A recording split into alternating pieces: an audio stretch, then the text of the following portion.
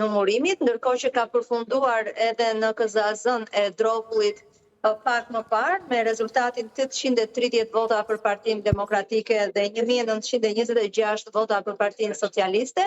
Ndërkohë këtu në Pallatin e Sportit në Gjirokastër, në KZAZ-n e Gjirokastrës, janë numëruar 42 kuti nga 65 të tilla, 5 kuti janë në proces numërimi dhe rezultatet e deri tanishme janë 2795 për koalicionin e djathtë dhe 6625 për Partinë Socialiste. Ndërkohë që ka përfunduar numërimi edhe në bashkitit në KZAZ-t e tjera, në të cilat kishte përfunduar më herët numërimi i partive dhe ka përfunduar po kështu edhe numërimi për kandidatët.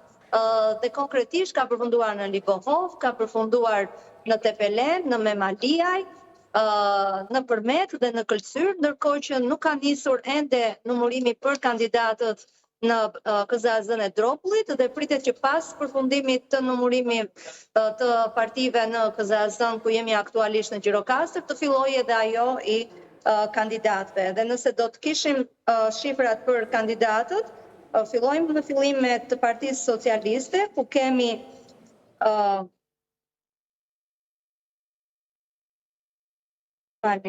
Po, deri në këtë moment Partia Socialiste ka ruajtur 3 mandate, pra shikojmë që në qarkun e Gjirokastrës kemi një lloj qëndrueshmërie, por ndryshime në përqindje deri në këtë moment, Berkena, apo jo? Se filitat me ato të 2023-shit, po.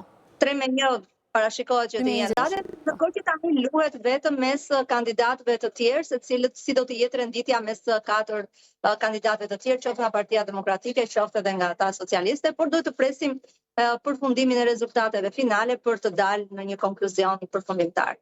Mirë, Berkena, të falenderoj për të gjithë raportimin. Faleminderit. Mirë, ishim nga Gjirokastra me gazetarin Berkena